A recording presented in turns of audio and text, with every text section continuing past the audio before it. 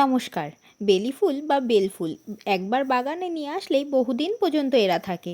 শীতের সময় বাদ দিয়ে এরা সারা বছরই কম বেশি ফুল দিতে থাকে। শীতের সময় এদের ডরমেন্সি পিরিয়ড চলে।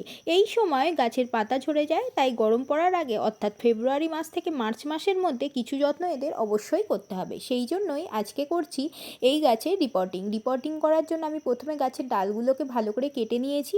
নিয়ে এইবারে গাছটাকে গোব্যাগ থেকে আমি বার করে নিয়েছি। দেখেছেন গাছে কত শিকড় বেরিয়েছে। এবারে পুরনো মাটিটাকে ঝাড়িয়ে ফেলছি আর সেই সাথে গাছের রুটগুলোকেও ভালো করে কেটে দিচ্ছি। তারপরে একটা সার মাটি তৈরি করে নেব।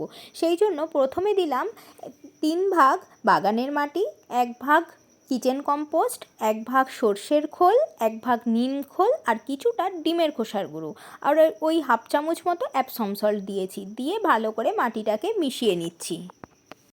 এবারে এই মাটিটা দিয়েই গাছ দুটোকে বসিয়ে দেবো। আর হ্যাঁ, যাদের গাছ একটু ছোট আছে তাদের কিছুটা মাটি তুলে নিয়ে নতুন সার মাটি দিলেই হবে। কিন্তু যাদের গাছ এই আমার মতো এতটাই বড়সড় হয়ে গেছে তাদের রিপোর্টিং অবশ্যই করতে হবে, কারণ বেলি ফুলের গাছের শিকড় প্রচুর পরিমাণে বাড়ে। আমার গাছ দুটোতেও দেখেছেন তো কত শিকড় হয়ে গিয়েছিল, তাই কিছুটা কেটেও দিয়েছি।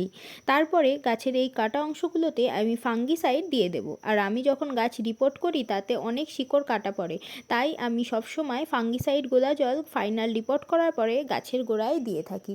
এইভাবে রিপোর্ট করলে গাছ ফুলে ভরে থাকবে।